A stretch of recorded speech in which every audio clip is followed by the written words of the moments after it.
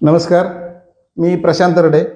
जिल्हा परिषद पंचायत समिती 2026च्या सार्वत्रिक निवडणुकीच्या निमित्तानं शिवसेना पक्षाचा कुटाळगणाचा अधिकृत उमेदवार म्हणून मी निवडणुकीत सामोरे जात आहे. माझी उमेदवारी मुख्यतः ही उद्धव बाळासाहेब ठाकरे या शिवसेना पक्षामधून मशाल चिन्हावर मी माझं जे नॉमिनेशन आहे ते दाखल केलं आहे आणि त्याच्यावर उमेदवार म्हणून मी जनतेकडे कुडाळगणातील जनतेकडे मी काय करतोय की मतदान मागत आहे. आणि माझा त्याच्या मागचा उद्देश आहे की मधल्या काळामध्ये जे काही तालुक्यामध्ये काही स्थित्यंतर झाली, इलेक्शन झाले, त्याच्या माध्यमातून असं झालं की काही ठिकाणी आपल्याला भाजपच्या विरोधामध्ये सगळ्यांनी एकत्र येऊन उमेदवारी करायची असं ठरलं होतं. परंतु जे काही स्थानिक नेते आहेत ते वरच्या पातळीवरचे त्यांनी परस्पर निर्णय घेतला. आम्हाला पदाधिकाऱ्यांनी विश्वासात न घेता उमेदवारी डिक्लेअर केल्या. त्याच्यामुळे आम्ही शेवटी समाजसेवा करायचं हे धोरण ठेवलेलं असल्यामुळं मी उद्धव बाळासाहेब ठाकरे या गटामधून, या शिवसेना पक्षामधून मी माझी उमेदवारी दाखल केलेली आहे.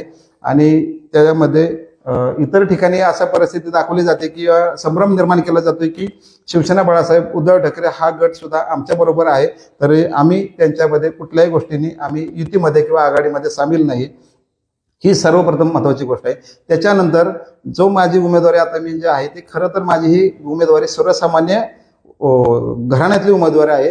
आणि जो उमेदवार समोरचे जे उमेदवार आहेत ते पैसेवाले, सत्तेवाले आहेत. कारण त्यांचं एकच आहे की सत्तेतनं पैसा, पैशातनं सत्ता, हे त्यांचं समीकरण आहे. आणि ह्या घराणेशाहीच्या विरुद्ध माझी उमेदवारी आहे. कारण जनतेचा हा आवाज आहे. कारण वर्षानुवर्ष 30, 35, 40 वर्ष झाले एकाच कुटुंबाभोवती ही सगळी सत्ता केंद्र घुटमळत आहेत. अगदी आमदारकीपासून कारखान्याचं चेअरमन पद असेल, कारखान्याचं संचालक पद असेल, सोसायटीचं म्हणजे पतसंस्थेचं संचालक पद असेल किंवा बाकी स्थानिक स्वराज्य संस्था, सगळ्याच त्या एकाच कुटुंबामध्ये घुटमळत आहेत. त्याच्यानंतर दुसरा उमेदवार म्हणतो की घराणेशाही चालली. घराणेशाही चालली एका कुटुंबाची हे तर आपल्याला सर्वश्रुत आहेच. परंतु हा जो दुसरा उमेदवार सुद्धा आरोप करतोय तो स्वतः सुद्धा आपल्या बाजार समितीचा, महाबळेश्वर जावळी बाजार समितीचा चेअरमन होतोय. त्याच्यानंतर ते गावच्या सोसायटीचे चेअरमन होते. त्याच्यानंतर कारखान्यात सुद्धा आता चुलत पत्नी एक जण चेअरमन, एक जण संचालक, अशा परिस्थिती असताना सुद्धा हा सगळा संभ्रम जनतेमध्ये निर्माण केला जातोय. आणि एकमेकाकडे बोट दाखवलं जाते. म्हणजे हा फक्त एकाने मारायचं, रडल्यासारखं करायचं, दुसऱ्याने हसल्यासारखं करायचं, असा हा प्रकार जो चाललेला आहे. म्हणजे ताटातनं वाटीत, वाटीतून ताटात सांडलं तरी आपल्याच घरात, हा जो प्रकार चालू आहे हा सगळा संपवायचा आहे. आणि जनतेच्या लक्षात आलेला आहे. आणि ही भूमिका मी माझी घेऊन जनतेसमोर जाणार आहे आणि चाललेलं आहे. त्याच्यामुळे माझी उमेदवारी 100% निवडून येणार आहे याच्याबद्दल मला खात्री आहे. त्याचबरोबर हा सगळा विषय असताना हे समाजकारण, राजकारण या सगळ्या गोष्टी आहेत. तर आम्हाला स्वर्गीय बाळासाहेबांची शिकवण आहे की 80% समाजकारण, 20% राजकारण, ह्या माध्यमातून मी माझी उमेदवारी घेऊन जनतेसमोर येत आहे. यापूर्वी सुद्धा मी 2012ला जिल्हा परिषदेची निवडणूक लढली होती. 2017ला पंचायत समिती निवडणूक लढून संपूर्णपणे तालुक्यामध्ये आम्ही पक्षाचं अस्तित्व ठेवून आमच्या सगळ्या सीटा लढवल्या होत्या. परंतु त्यावेळी आम्हाला पुरेसं यश आलं नव्हतं. ठीक आहे, पण आता आम्ही पूर्ण ताकदीने आता उतरलेलो आहे. आमच्या सगळे शिवसैनिक तालुक्यातले सगळे माझ्या पाठीशी आहेत, मतदार बंधू सगळे माझ्या पाठीशी आहेत. त्याच्यामुळे विकासाचा अजेंडा घेऊन मी या इलेक्शनला उतरलेलो आहे. आणि 100% मला खात्री आहे की मी ज्यावेळी मी कुठल्या ना कुठल्या पक्षाच्या पदावर होतो त्यावेळी मी त्या सरकारच्या माध्यमातून तालुक्याच्या विकासासाठी, कुडाळ भागाच्या विकासासाठी मी निधी आणण्याचा प्रयत्न केलेला आहे. तो तुम्ही सर्वांनी पाहिलेलाच आहे. आणि त्या माध्यमातून माझ्या विकासाची कामाची घोडदौड चालूच राहणार आहे.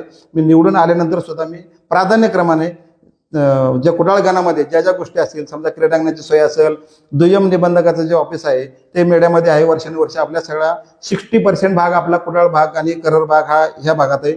40% भाग त्या भागात आहे. परंतु दुय्यम निबंधक कार्यालयामध्ये ज्या आपल्या शेतकरी बांधवांना खरेदी विक्रीच्या गोष्टी असतील किंवा वारस नोंदीच्या गोष्टी असतील, ह्या सगळ्यासाठी एवढ्या लांब जावं लागतं. त्यासुद्धा मी त्याच्यासाठी दुय्यम निबंधकाचं ऑफिस सुद्धा मी कुडाळमध्ये आणण्यासाठी प्रयत्न करेन. आणि कुडाळ भागामध्ये आपल्या मैदानी खेळांची जी आता युवकांना गरज आहे, खरं तर आता सगळी मुलं सगळी मोबाईलमध्ये आणि ह्याच्यामध्ये गुंतलेली आहे ती.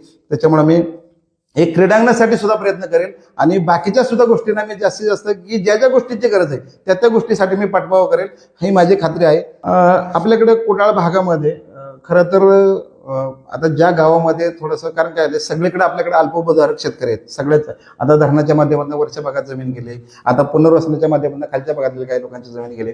तर तरी सुद्धा त्या माध्यमातून जिथं समजा थोडीफार काही जागा क्रीडांगणासाठी उपलब्ध होईल त्याच्यासाठी मी शासकीय दरबारी पाठपुरावा करून आपल्या भागामध्ये एक सुसज्ज क्रीडांगण कसं होईल ह्याच्यासाठी मी प्रयत्न करणार नक्कीच. आणि याचबरोबर बाकी गोष्टी सुद्धा ज्या प्राधान्यक्रमाने करणं गरजेचं आहे आणि त्या आपल्या भागाची जी गरज आहे ती 100% मी ओळखून त्या पद्धतीने मी विकास कामांसाठी माझा फोकस असेल. धन्यवाद. जय हिंद, जय महाराष्ट्र.